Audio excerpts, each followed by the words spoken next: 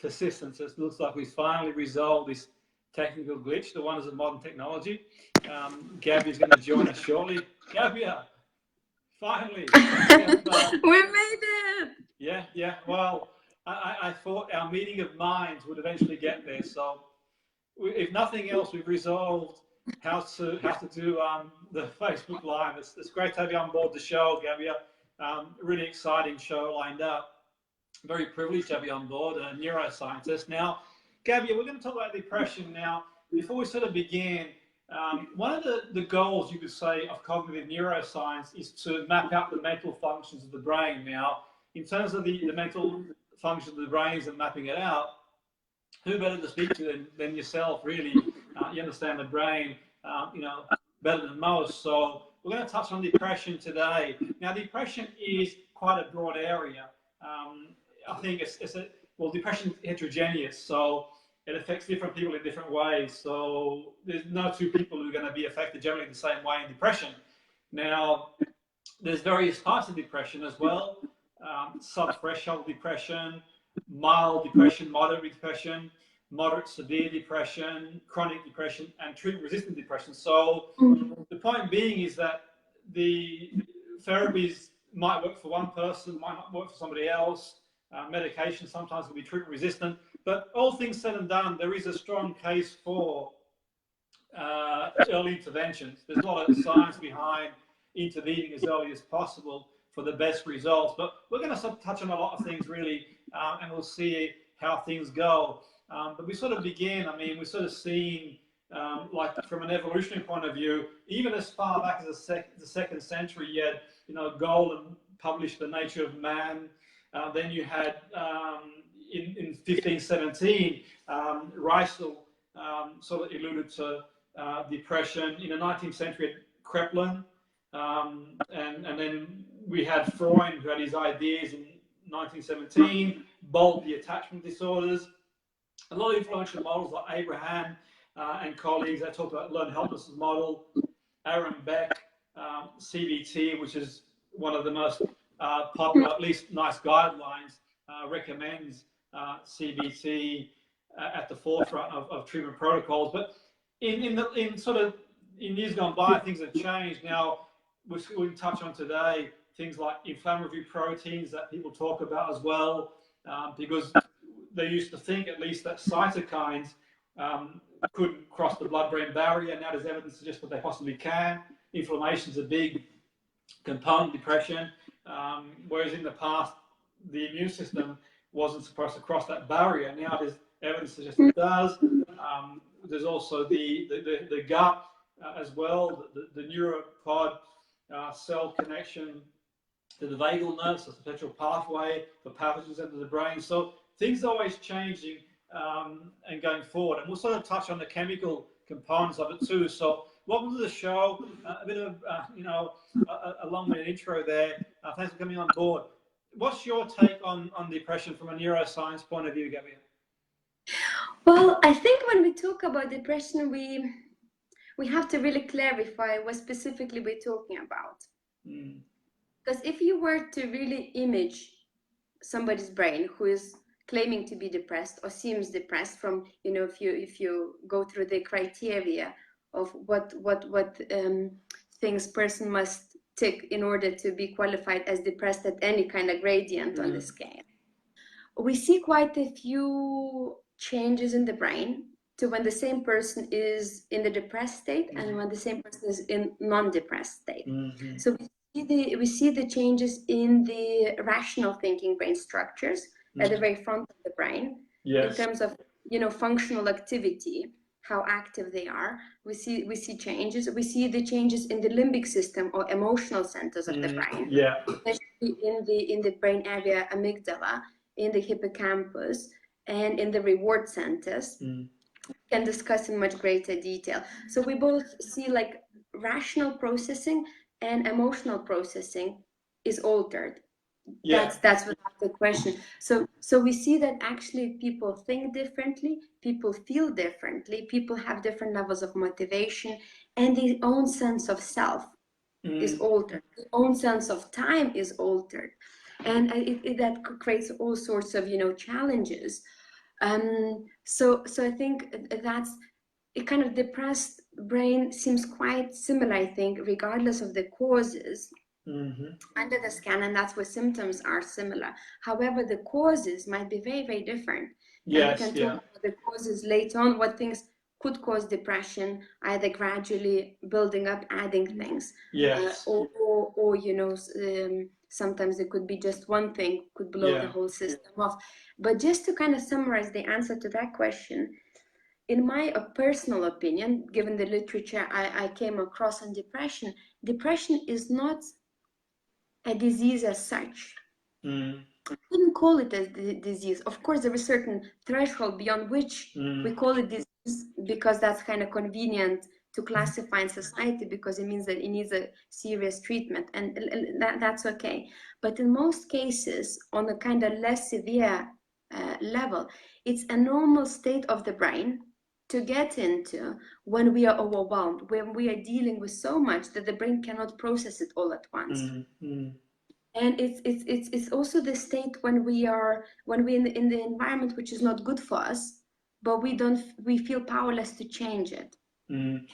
Depression is, in other words, brain is designed to get depressed at the times.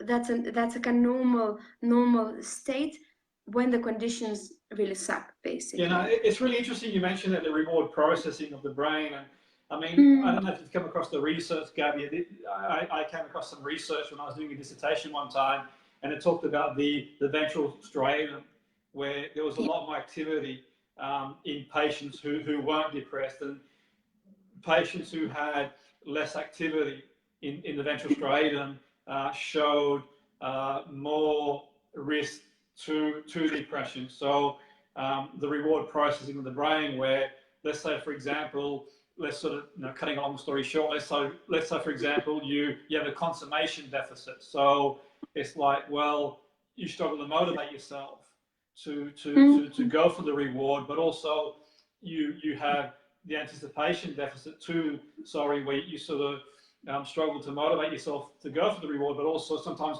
you get the reward, but you think, is that all it is? So, you see something similar in Adonia, where sometimes people, they stop enjoying the things they used to enjoy before.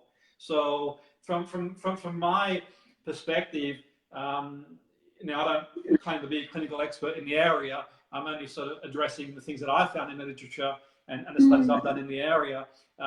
There's a biological imperative, there's a psychological imperative, but there's also a sociological imperative, which is drawn attention to. I think there's many pathways, in my opinion, to correlate to depression. I think that depression, the difficulty for me is that the relying really on a mental health professional doing a diagnostic based on DCM, ICD, 10, and a scale. So I think that the sooner we have biomarkers to help with diagnosis, the better it is, because at the moment you're relying on criteria. Now, we know that people debate that. I mean, for me, I think it's useful to a point, the diagnosis, because you get the help that you need, prognosis. But I think, like you've mentioned there, and we sort of touched on, there's so many theoretical models, Gabija, that, who's right, who's wrong. And some people talk about changing their diet. Some people talk about anti-inflammatory. Some people talk about medication. Some people are treatment resistant. Some people have therapy. Obviously, in the UK, NICE guidelines recommend evidence-based therapy, CBT being at the front line, I believe, anyway. At least it was last time I checked. But the point being is that for me, also what's important is to rule out organic disorders. That's why I think it's really important for people. Obviously, depression is a really serious condition, to go see a medical person, to go see their GP. At least that would be my suggestion, because obviously, not just to get the treatment they need, but also to rule out other conditions too. Because we know that, now I'm not a medical person, but there's organic causes that have very similar symptoms too. So you've got Parkinson's as well. So we know in Parkinson's there's disruption of the dopaminergic system. We know tumor can result in lesions, stroke, cerebrovascular disease, autoimmune disease, epilepsy. So these aren't exhaustive, and I don't profess to be a medical expert. They all have parallel symptoms of depression. I think for me, it's really important that the person goes to see a medical person to get that checked out. But also what's really important too is there's a lot of evidence out there to suggest that early interventions are really, really important. So whether the person's got sub-threshold depression and they're just showing a few symptoms, it's really important that they sort of get the help they need as quick as possible. Now, if we talk about the biological point of view, so from a biological point of view, the serotonin system is a key target. We know that. I think if we, Jimmy, just stop there for a second, because we'll go to serotonin. But if we just stick with reward system just for a little bit, there is quite interesting line of evidence that in terms of depressed patients, they actually, it's not universal that depressed patients don't feel pleasure.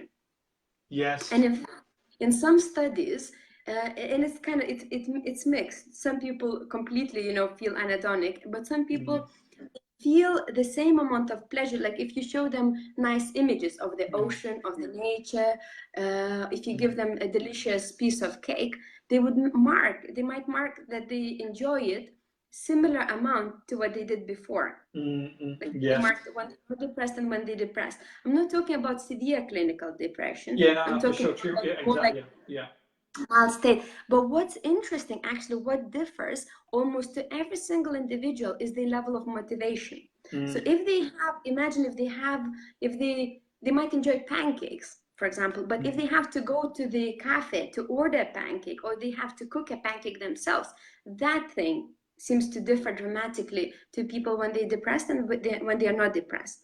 So because dopamine in depression, like from the chemical point of view, as you were about to mention, dopamine, serotonin, and norepinephrine levels are different. And dopamine is the chemical which is needed for us to feel motivated and to enjoy things. But also, so and it depends which area the dopamine is secreted. Absolutely. So that's one aspect of it. So people might actually not be in the level that they don't really enjoy anything, but they might feel like, wow, it takes so much more energy to get myself to do something, or I really can't be bothered, I can't be asked to do it.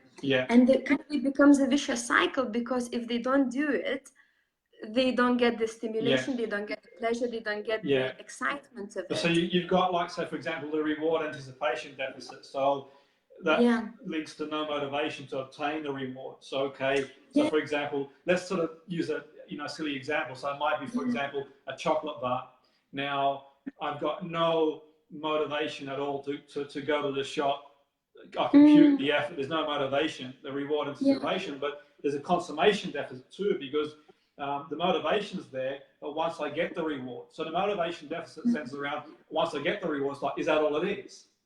And you can sort of hear sometimes people, now obviously we don't know for sure, but when you hear people talk about, is that all it is? Now, there is obviously a theory that we sort of adapt to new environments, and we have this goal, and we reach it, and we sort of adapt to it, and it wears off, the novelty wears off. But there's also that consummation deficit where, you decide you're going to go for that beautiful lunch at lunchtime, and then you get there and you think, well, is that all it is? And that could apply to a goal too. So from the mental striatal point of view, there is evidence to suggest that people with depression have got less activity in that area. And I guess my guess is that is the chicken or the egg? What causes what? And is it psychosocial factors that cause that, or is it biological factors that cause that? I think for me, Gabija, the nation-nurture debate is long gone. It's a dead argument in the sense that we know now through studies of, say, monozygotic twins. We know now that it's a combination of genes, environment, at least with research. So, for example, you've got these genes. I think also almost with everything, especially with mental health. And genes, environment. And you've got two twins, for example, identical twins, and one goes on to get depression. I don't know if you've read a lot of research in that area. I've been reading in that area, and you get sort of one twin goes on to develop not just depression, another mental health disorder, and one doesn't, and you wonder why. But then when you look at, say, psychosocial factors, you think, well, actually, you know what? There's a lot of factors involved. So it could be an adverse event. Now, one of the biggest adverse events that seem to trigger it in the literature is just romantic breakup, for example, or it could be bereavement. But obviously, you know, depending on where the bereavement lies, so it could be one twin has a romantic breakup and the other doesn't, and that's the trigger, the cascade into that depression. So from the point of view of genes environment, I think that you know that the 5-HTT gene, and that sort of correlates to anxiety, to neuroticism in the big 5-factor model, but also from an ideological point of view, there is a correlation with depression. Now, not everyone who's got the gene is going to have, and that's the sort of environment comes into too. So I guess the challenge is really sort of filtering what, and I think psychosocial is really important. I definitely agree with you. I think it has to be a combination of multiple factors. So first of all, it has to be genetic predisposition of some sort.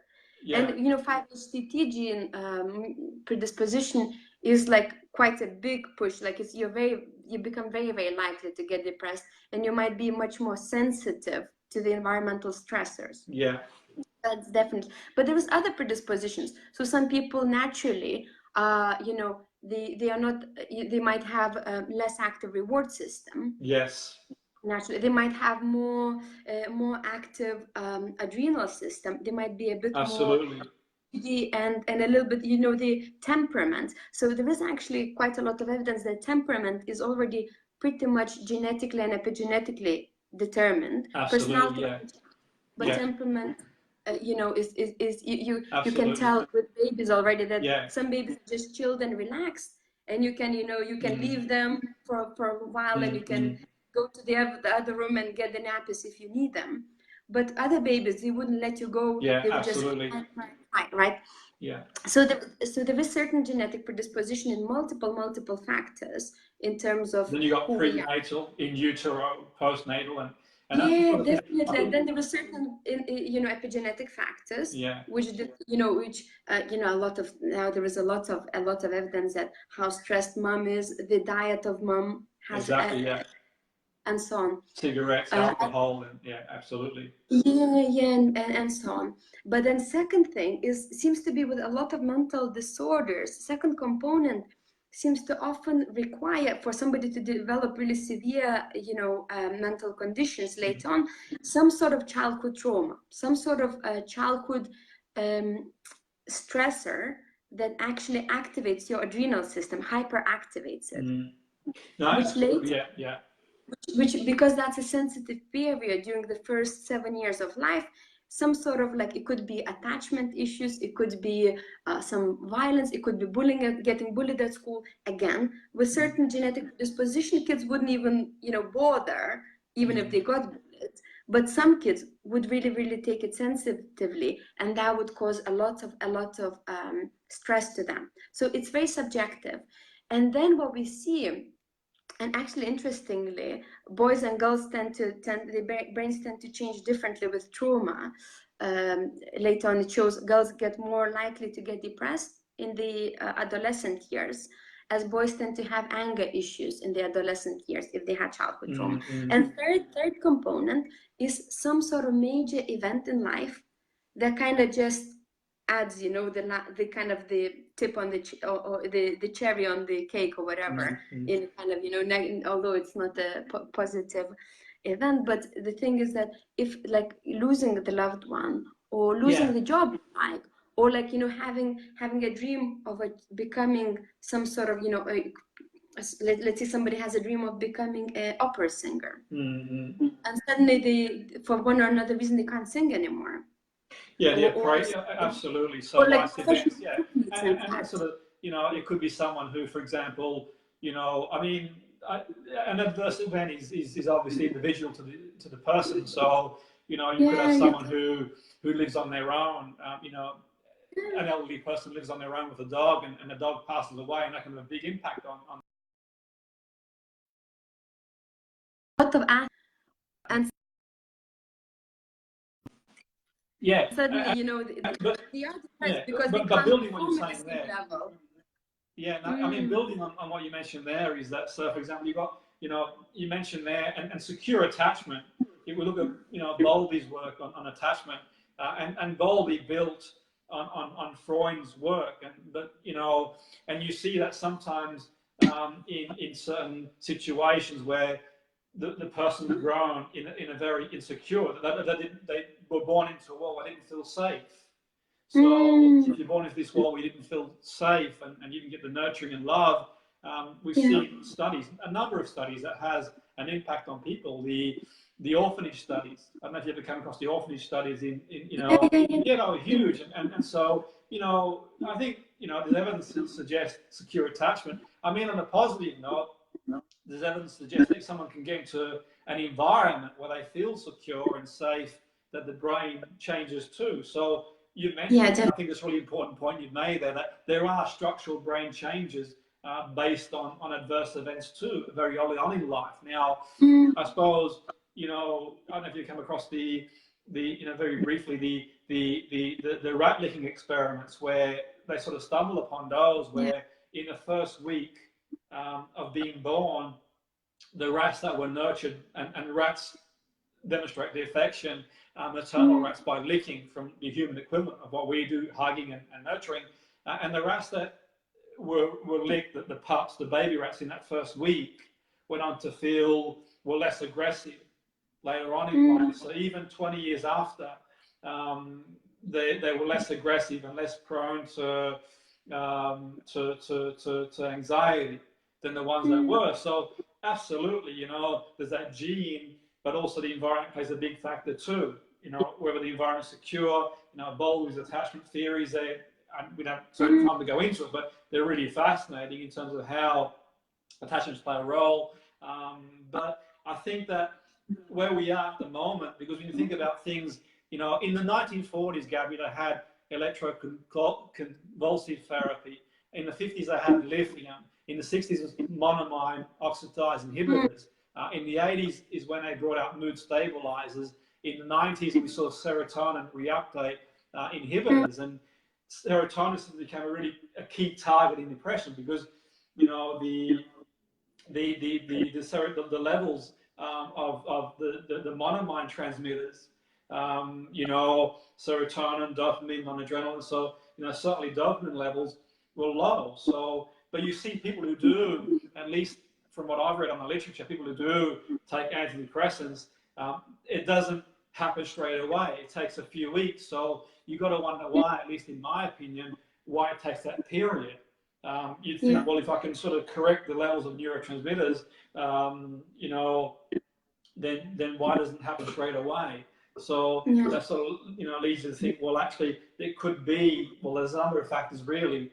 But equally in saying that, these are theories, but certainly now, I think that inflammation occurs in depression and other mental health conditions too, inflammation. And I think that sort of links back to, in the past, that sort of blood-brain barrier. So, the cytokines, that part of the immune system, the response to threat, they weren't supposed to cross that blood-brain barrier. It was thought for a very long time that the cytokines couldn't get through the blood-brain barrier, but now the research suggests that it can happen, and that can cause inflammation. But equally in saying that, that could be why meditation and relaxation help with inflammation too, from a correlation point of view as well. But you've come across the research, the gut brain too, so the vagal nerve too. So there's a lot more research being done now. Exactly. I think there is quite a few, different possibilities which could cause that, isn't there? So first of all, we see that in depressed patients, there is reduced brain plasticity.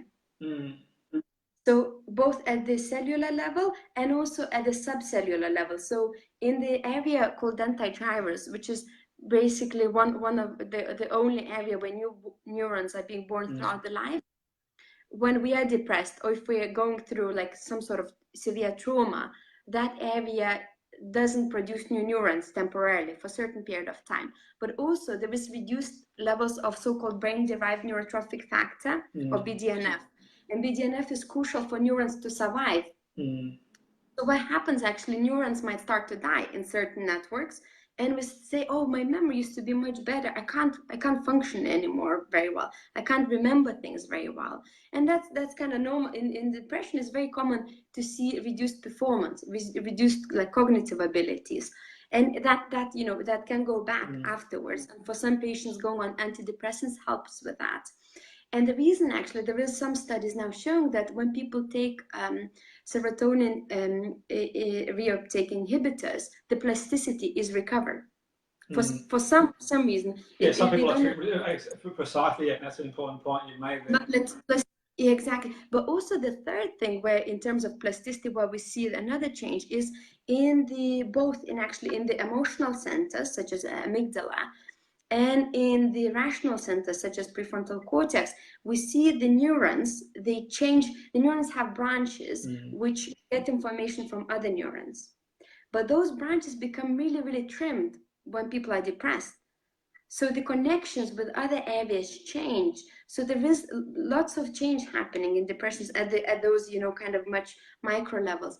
And so when people take, and one of the potential explanations why antidepressants take quite some time to kick in, and in most cases is a few weeks, is that actually there need to be changes at the circuit level taking place in order to have an effect, in order for the areas to be again connected, because both prefrontal cortex at the very front of the brain and amygdala are connected with each other via the ventromedial part of prefrontal cortex.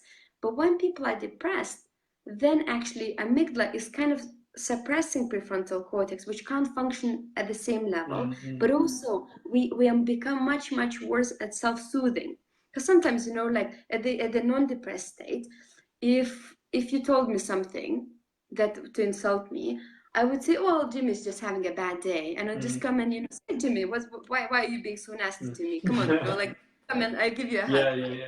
But imagine when I'm in the state when I can't self-soothe and I can't rationally balance out, because I would only do that if I was think, okay, Jimmy actually is really, really nice guy. It's probably must be not personal. Maybe something has happened to him, right?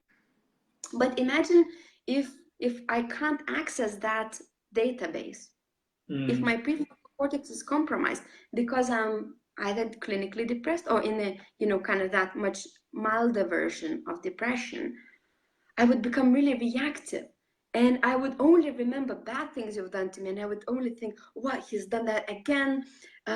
Jimmy is always so nasty to me. And that's actually what we see. We see that patients with depression, they have different kinds of memory. The hippocampus driven memory of that kind of really called, like much more objective memory is inhibited.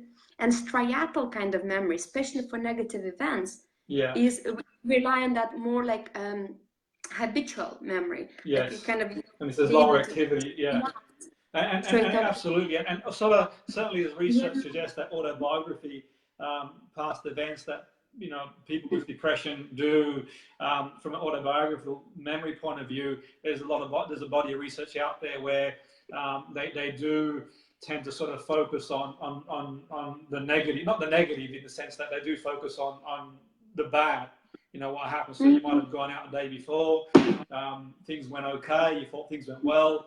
The person central focus is on something that negative that happened as well. But that sort of goes back again to the chicken or the egg. Is it, the biological? Is it from a psychological? I think the challenge is sort of separating the mesh. It could be a diet. It could be, we know that has a big impact too on some people as well. So there's so many factors it could be. But certainly from what you're saying there, the mood disorder drugs act by altering brain function, and that's sort of done through neurotransmitter function. So it's almost like it's mimicking the neurotransmitter, the agonist, so to speak. So you can increase the brain, the dopamine in the brain, and you've explained it really well in terms of why it would take a long time or a few weeks anyway to kick in. But the point being is that I think there's so many pathways correlations in terms of, at this point in time, there's a number of theories, but certainly from all the evidence out there, one thing's for sure, there are biological areas, there are psychological areas and social areas, and certainly the literature suggests that the approach where people generally do best is when they're having, you know, the psychological treatment as well as where they need medical treatment. But obviously, depression being heterogeneous, it affects everyone in different ways. So the form of the type of therapy people use is going to work differently for different people as well. So, you know, different types of psychological therapies out there. So obviously, you know, in a nice guidelines in the UK, CBT is evidence-based approach, or at least the most evidence-based approach out there. Now, that might not be for everybody, but there's evidence out there that works for some people. But then you have other approaches too that people use. You know, people, you know, the various things that they, you know, mindful-based as well. So they might do that. Yeah. There's various. Jimmy, it probably depends. You know, what's the main issue, like causing depression? Yeah, because I mean the key is to go from maladaptive to adaptive. So you got interpersonal therapy, activation. You know, you got people, family therapy too, the dynamics. So I think it's really important, psychosocial therapies. For me personally, one of the things I do, and as I said before, it's a very serious condition, depression, and certainly there's evidence to suggest that early intervention has better outcomes. You know, certainly I would always suggest that someone goes to see their GP or medical supervisor before they do anything else. But all things said and done, one of my preferred modalities is, as you all know, hypnosis. Now, that may not work for everybody, and it might not be appropriate for what the person wants to achieve, but one of the things I work with people who have mood issues, so to speak. Now, it doesn't necessarily have to be that they are depressed. It could be just generally they get into that sort of appraisal, like you mentioned earlier. So the appraisal being where they've had a few life events and basically they might get themselves into mood. For me, one of the things I do is sort of a map of how they feel. So I sort of, from the point of view, now this is not something I would recommend for everybody or anybody. It's just based on an individual basis. So it's to sort of connect to understanding. So when they're feeling low, what do they see, hear, and feel? How they process the world through our senses, but also when you're feeling good too. So analyze when you're feeling well too. So, you know, for example, Gabija, you might say, well, today I don't feel I'm in the mood to do a research paper. I'm not in the mood to write a book or whatever. And I might say, well, when you are in the mood, Gabija, what do you see, hear, and feel? Now, that's not directly appropriate to depression in what we've been talking about thus far, but it gives us a map. So, Gabija, when you are in the mindset to write, Gabija, when you are in the mindset where you feel happy, what do you see, hear, and feel? When you are feeling happy, so we've got a map, so to speak, and if we can somehow disconnect or distract ourselves, not in the way of distracting ourselves from reality, distracting ourselves from being consumed in that state. So it's a little bit like, say, if I'm talking to you now and someone knocks on the door and I go to the door and come back, then I forget what we were talking about before. So it's almost like a distraction. So the point being is that we can sort of use the focus of our attention to connect to an experience. And the experience could be, you know, watching a sunset, going for a walk and connecting with nature, reading a book. Just activity scheduling is really important for me in terms of mood enhancement, potentially. Now, it's not going to be appropriate for everybody, but certainly activity scheduling is really important because if you've got things to look forward to. But, you know, that's not making light of depression because there are, you know, various forms and it's a spectrum. It's very heterogeneous. So for the person who's really chronically depressed or treatment resistant, then obviously, you know, it's really important they get the right help. And even if they're sort of sub-threshold depression, they still should, in my opinion, go to see a mental health professional because the earlier you get it, the better. But that's not to say that people like us... the more ways you can kind of try to tackle it, the higher chance you have to And me sort of putting my cards on the table and saying, well, this is what I've got to offer. This is my experience, and if it's appropriate, then I can do this. So if someone sort of speaks to me, you know, obviously if they're getting clinical help, if they're not getting the clinical help they need, then suggest, well, maybe you want to see a clinician. What they do is entirely up to them. But the point being is that if they are getting clinical help and they are maybe researching the treatment, or maybe they're looking at other options too, because there are things that work for people that may not be on the guidelines, and it may be anecdotal, but then you've got to weigh up the risk as well. That's the sort of important thing, because a lot of people are making ridiculous claims up there.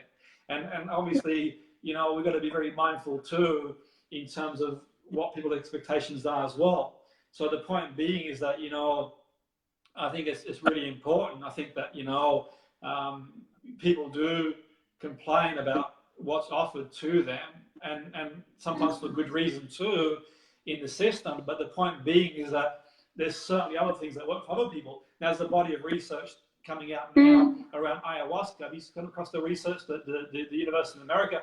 But it's fascinating, isn't it? John Hopkins studies. Now, I'm not going to recommend that because I'm not a clinical expert in that area, but I look and read with, like, you know, with sort of excitement at some of the findings.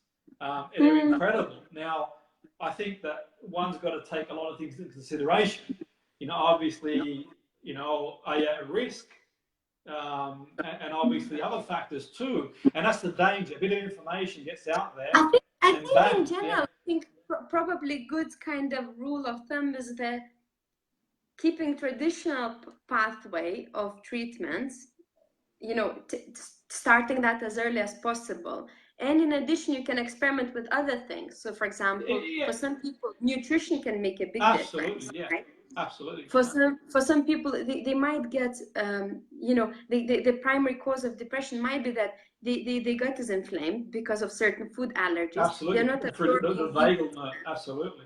And B vitamins that definitely can affect you, the way you learn. Omega-3, we know. Yeah, absolutely. You know, that's a 3-6 balance. And yeah, there's a lot of things, you know, that take that into consideration. I mean, you know, things like blueberry are anti-inflammatory foods, so they can be useful. And that's proven from neurogenesis point of view. Blueberries.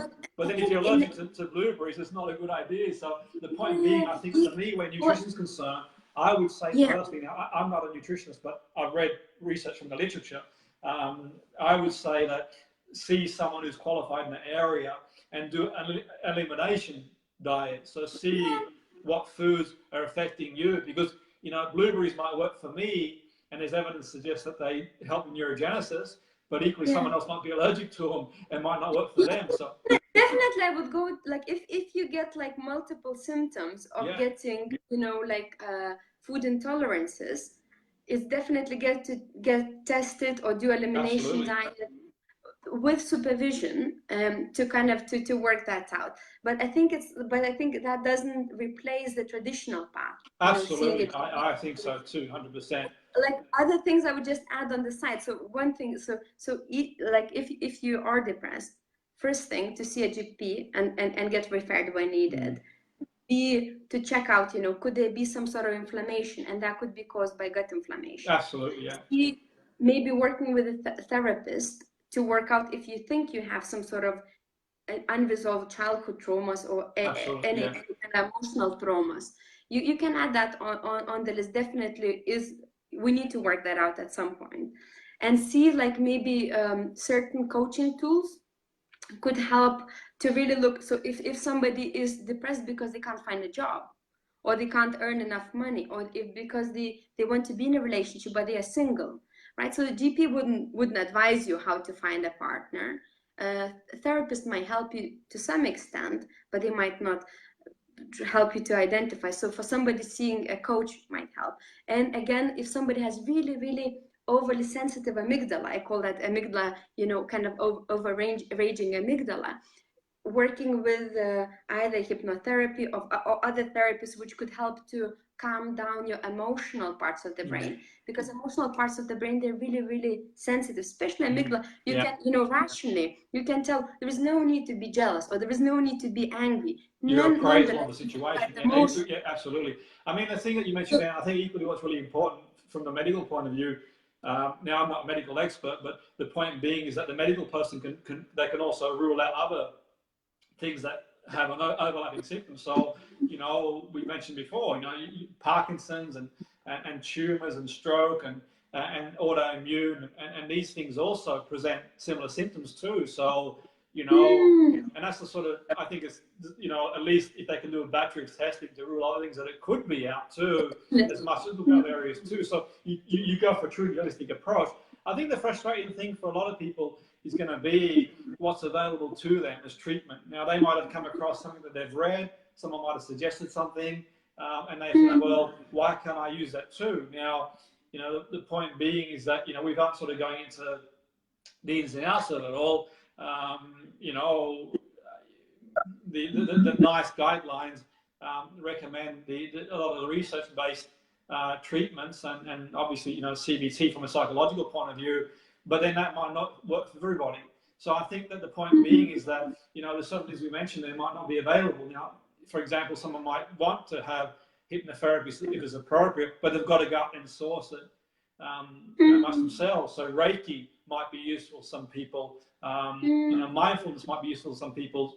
Mindfulness is, I believe, available in some circumstances, but also, you know, the other areas are the treatment times too. So there's a lot of factors out there. We could, you know, speak forever really and cover all that, but I think that's the sort of thing, you know, I think there's so many potential pathways and causes and correlations and so on and so forth. I think being truly holistic is about uncovering every stone. And I think that, you know, obviously neuroscience is at the forefront of understanding the functions of the brain, and that's going to help us come a long way. But then in saying that, Gabby, it's like, you know, understanding genetic, you know, you had the Genome Project in 2004 where there was a lot of optimism around the genome, but then they realized that actually, you know what, it's a lot more harder than isolating one or two genes. There's so many correlating factors. And I think, in my opinion,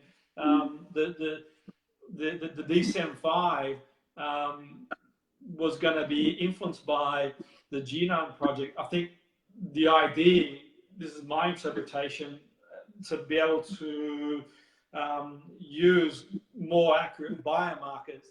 But I think that our understanding of genes is still a long way off, at least in my opinion, in terms of how they correlate to conditions. So for me, what's going to be really important moving forward from the scientific perspective is to get, you know, clearer indicators, biomarkers. Because if you think about it, Gabby, the point being is that if you go to a GP and say you feel a certain way, in the medical world, they're going to take tests, blood pressure. So if you went into a GP, they're going to take a blood test. If you say you're feeling run down, and they'll test for example, blood sugar.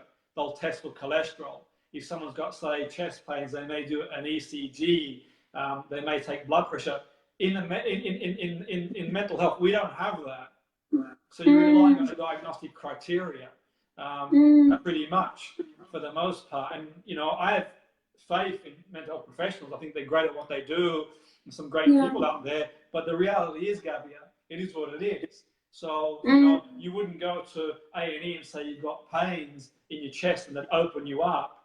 And I'm not saying they do that. Obviously, the assessment, from what I can see, clinical assessments are very, very robust and rigorous, and they don't come to the decision lightly.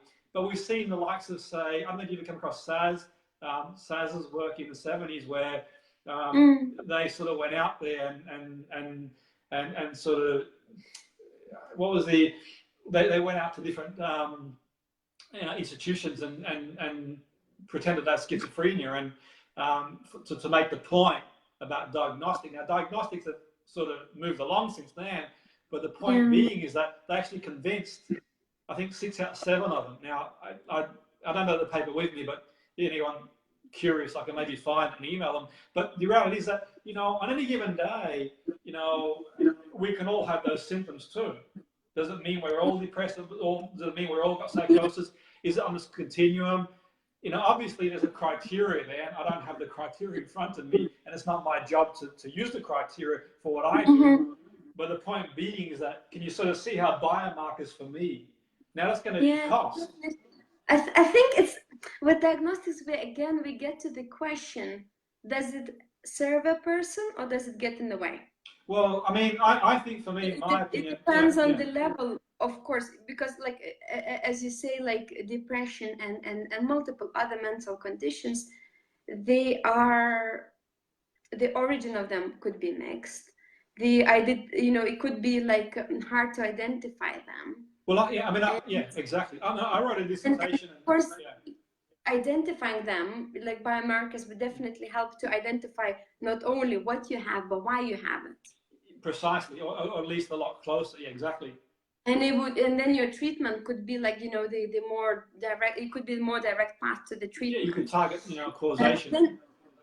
But in saying that, you mean, nothing's perfect, because even in the medical world, it doesn't mean someone goes in there and say, for example, someone goes in for a, I don't know, let's say, now I'm not a medical person, I reiterate that, but let's say, for example, someone's got neurological symptoms and they get tested to say MS, so they're going to do, they might do a lumbar puncture, see if antibodies are in the spinal fluid, they look for lesions in the brain.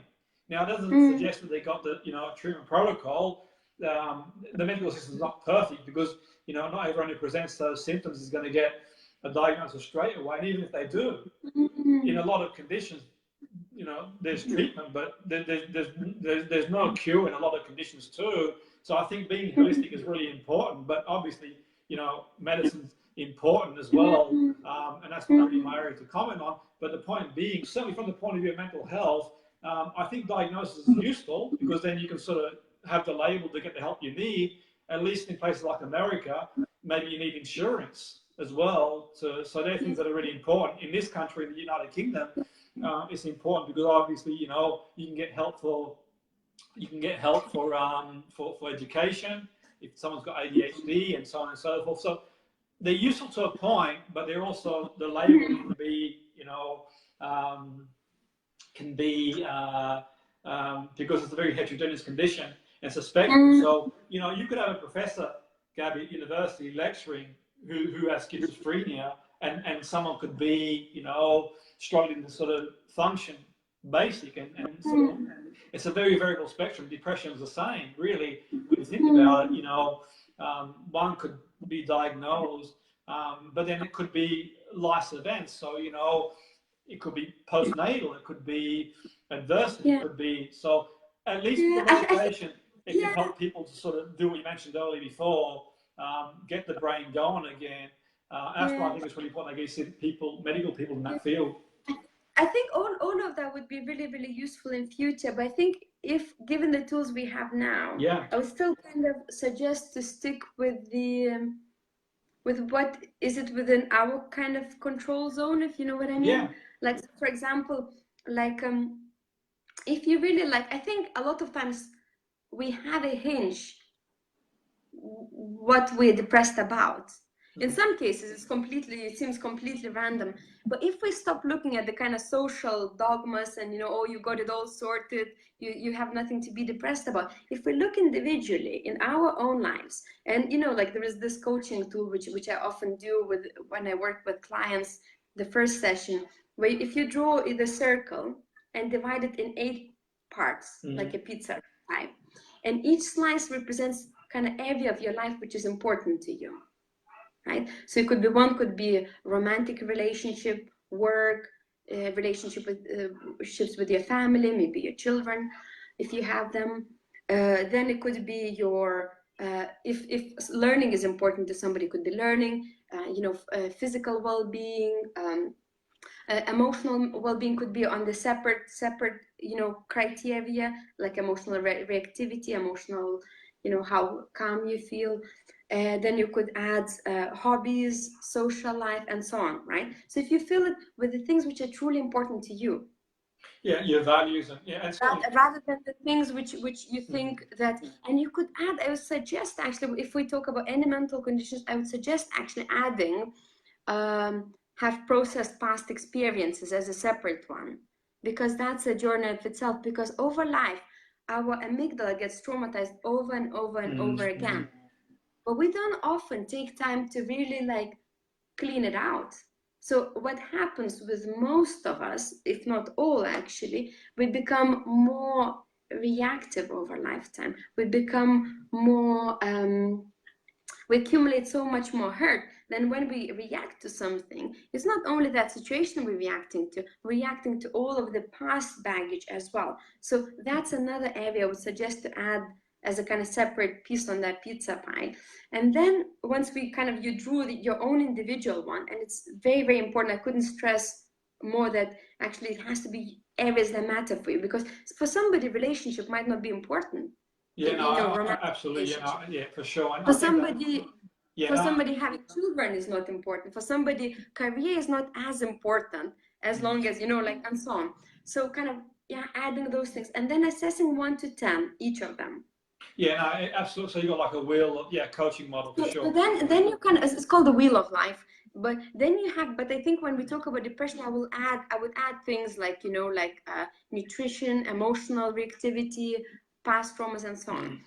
But then assessing 1 to 10, and then asking one really, really the simplest question there is, taking the area which you think it's like kind of could be the, you know, important area for getting better, asking what is one small step I could do towards it. So for example, if somebody has no job.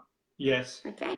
So if you say, I want the job, I want exactly the right job. Well, that's not really, you can't just, you know, kind of get it like that, unfortunately. But what is one small thing I could do today towards it? So you could be looking through the job adverts. Yeah. My phone is twisting for some reason. It could be sending one email to a particular company you're interested in. You could be meeting for lunch or coffee somebody who does the job you would like to get. So it has to be very, very small thing. And it applies to any area. If it's processing past traumas, what is the book I could read on that? Yeah, no, absolutely, yeah. What videos on YouTube can I watch? So it could be like once, and actually just doing one thing a day towards that. So I think a lot of times, because sometimes we get in depressed state, and I don't necessarily mean the clinical depression, but depressed state when we're overwhelmed. Yeah, no, absolutely. Yeah, I mean, that's the general, yeah. I'm just reading a comment about, social media. Yeah, I'm just reading the comment on social media. Someone made a comment on about social media. Yeah, I mean, people do. That can be a trigger. I mean, people can, you know, the comment that someone sort of mentioned there, thank you for that comment. Yeah, social media can be a trigger, absolutely. So, for example, people compare themselves, their lives, and, you know, certainly, the fear of missing out, FOMO, or, yeah, I mean, they're social factors that we sort of, as human beings, we sort of, you know, that can be a factor for sure. I mean, certainly I've sort of spoke to people who get into a mood or long mood when they sort of see someone else on social media perceivably have everything in place. So they might think, well, you know, we compare our life to somebody else's life and think, well, why is their life so great? But the challenge is that in social media, you only see a show reel. You don't see the big picture. I only see the best of someone's life. So the danger of comparing ourselves is that if you compare yourself to someone else's life, now on social media, you see a bit of a show reel. You know, no one puts on social media, I've stubbed my toe, I tripped over the pavement, you know, they don't put their worst bits. So if you compare your worst components to someone's best components, there's always going to be that shortfall. So I think it's certainly a factor, I think for sure. It can be a trigger, absolutely. You know, I think it's very important to identify that I call them amygdala stressors. Yeah, we all have, but they can find amygdala, yeah, absolutely. But equally on the other side, I think too, you know, for sure there's scientific proof around, you know, social media and correlations and in mood. But you know, but I think it's very case specific. For some people, social media doesn't trigger anything. I think it's dependent on our individual sensitization of amygdala. We imagine if amygdala, by the way, I didn't even get the chance to show the brain model. So amygdala is somewhere deep there, right? Is the area really primitive, in the really primitive centers of the brain, just down there. And imagine there is like multiple pathways to traumatize it. So if somebody was bullied because they looked, I don't know, because they were like didn't look pretty, or because they were too dark hair, too fair hair, whatever, you know, had freckles, whatever, you know, we all get bullied for something. Yes. Then you're more sensitive to that particular thing, and that's where we get like sometimes, you know, like models who think they're ugly. and not because there is something wrong with them, but because they have really, really traumatized amygdala around the experience. So then if somebody posts, if they see somebody on social media who they think looks better than them, the amygdala would freak out. Yeah, I mean, the amygdala is a version, and in terms of so for example, one of the amygdala, whatever, one on both sides, but the point being is that, so, generally speaking, and that's really interesting, and certainly I'd love to invite you back, and we'll talk about anxiety on another day. Yeah. And the amygdala is obviously. But I think it's very important. You know what I would suggest, Jimmy, before we jump in, to do a list. What things trigger my amygdala? Yeah, absolutely. Really, for somebody, it could be like, being in the room with other people. For somebody, it's actually the best experience they could have. Yes. For somebody, it's social speaking, but for somebody, it's not social speaking at all. So it's writing the list. What things trigger your amygdala and make you feel anxious and sad or overwhelmed? But that's why, Gabija, frontal. That's why I think cortical. That's why frontal cortex is really important, because once your amygdala is triggered, it's putting the park brake, isn't it? Because once amygdala is triggered, it's too late. Precisely, because you've got the neurobiological reaction. So one thing would be to avoid, but you don't want social avoidance, because you want to sort of go out still. But equally, you want to avoid. So I'm going to avoid going to the pub that there's fights every week. But equally, I want to go for a walk, and so sort of happy medium. But the point being is that, with the amygdala, obviously the thalamus can process the sight and sounds, but smell goes straight to the amygdala. From that point of view. So the point being, it's so implicit too. So we might not even be aware of it. I think with amygdala, because amygdala creates such a strong physical and neurological reaction that we can't rationally suppress it. Precisely. You see the line in front of you. You can't just say, "Oh, don't react to it." Automatically, our body and brain changes at that moment. But what if we're really aware what things trigger our amygdala and what things soothe our amygdala? So, for example, for me, the best soothing of my amygdala is spending time with our 1-year-old daughter, or going for bike rides, or actually sitting in a cafe and reading a book. Yes. Right. So if you write down the list what things help you to feel calm and safe, and then if you have for example, if your trigger is big gatherings of people, so instead of going to the big city in the middle of the city, maybe go to the small event, or meet up with one person somewhere in the nice cafe in the Peak District, for example, right? Absolutely, yeah. And the issue there is that the response of the amygdala, where the point being is that it doesn't have to be an impending threat too. I mean, we're sort of crossing over to anxiety. We can sort of definitely cover that at some point, where fear being the impending threat. So if there's a spider or a snake in front of me that's dangerous, then that's a real fear, isn't it? But anxiety it's a real fear to the person. Obviously, it's a real fear to them. It's the same neurobiological response, but the only difference is in anxiety, it's not there. It's our imagination. And as human beings, we've got this wonderful part of the brain that is so sophisticated, that serves us well. But you've got the primal brain and you've got the modern brain, and they don't always merge very well. So from an anxiety point of view, it's so implicit. So it could be a sound, a smell, touch as well. And that can fire the amygdala off, and the cascade of neurobiology, whether it's real or not real, is still the same. And certainly that's interesting that you say that, and it's a good point. I think certainly, avoiding situations, but equally, if we need to be in a situation, we can sort of work on a behavioral activation plan, so extend the comfort zone. It's kind of choosing the level of tolerance. Yes. If you imagine this is the gradient, so, and this is 100% and this is 0%, choosing where kind of really with self-compassion, where about are you? Yeah. But that brings me to the fine line, Gabby, between coaching and therapy, where you get the coach who tells the client, just go for it, and sink or swim, and you got to go for it. But the point being is that there is a fine line between therapy and coaching, where the person, it's not about sink or swim, it's about extending the comfort zone. It might be too much for that person, because obviously, putting someone into too much stress is a bad thing. It's only going to compound it's only going to, fear response is only going to pile itself up in the hippocampus. And it's going to, obviously, it might not be sink or swim. So, for example, if someone's got, a genuine threat for public speaking, and you say, well, you know what, just go out there and do it, then the stress involved in doing it. That kind of advice is just ignorant usually, because absolutely.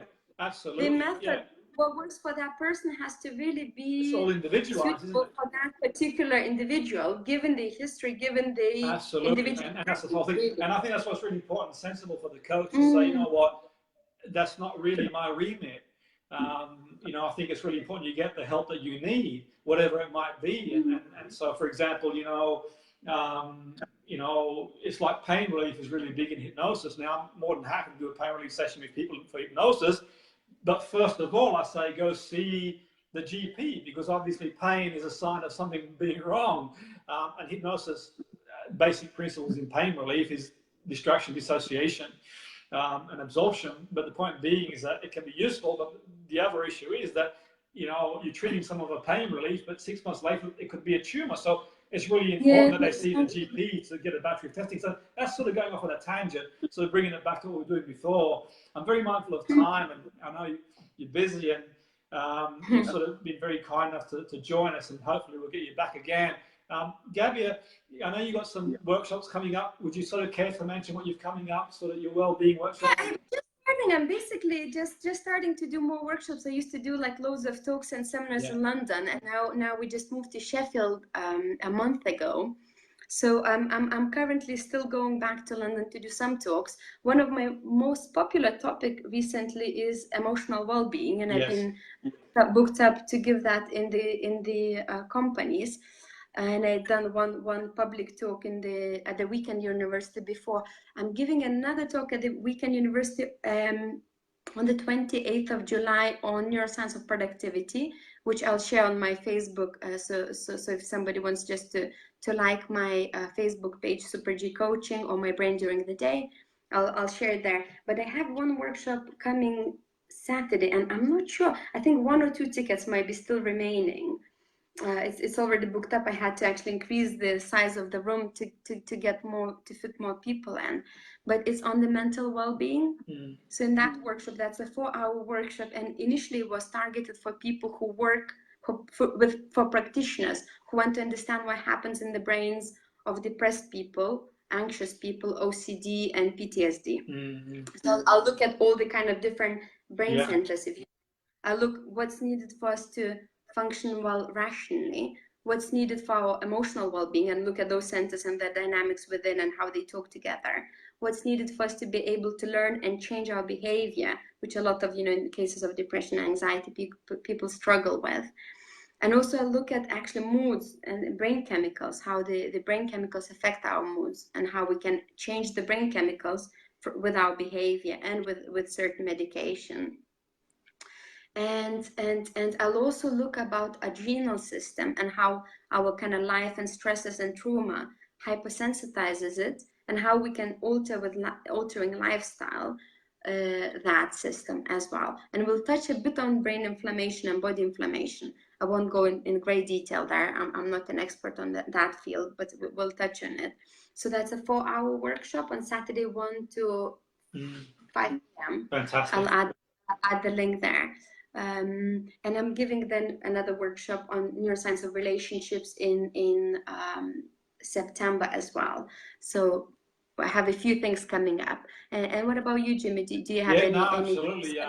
Busy as usual. So I'm delivering a course on level 2 in mental health on Thursday and Friday, and I'm delivering a masterclass in hypnosis mid-July, and I'm on the road. And I might join that one. Where are you doing that one? The mental health course. Oh, hypnosis. Oh, hypnosis. Okay. That's going to be in Manchester. This one, he'll be in Manchester. So, as you know, I travel the world and deliver seminars and courses around the world. But this one, he's going to be in Manchester. I think it's July 16th to 19th. But I'll send you the details. It'd be great to have you on board. And absolutely. So I'm going to sort of cover a number of things on that course. It's really going to be interesting stuff. And we're going to sort of explore different areas, how hypnosis can be used in different areas to complement. Because I think hypnosis... adjacent to, absolutely. I think so. To soothe the amygdala. Yeah, no, absolutely. I think that, certainly can be used adjacent to treatment. I think that, where it's appropriate and applicable in the right circumstances, in the appropriate situation. So absolutely, and for sure. Did you do your TED talk in the end, Gabby? Yeah, I did. I did it a while ago now. How many? Like 4 months ago.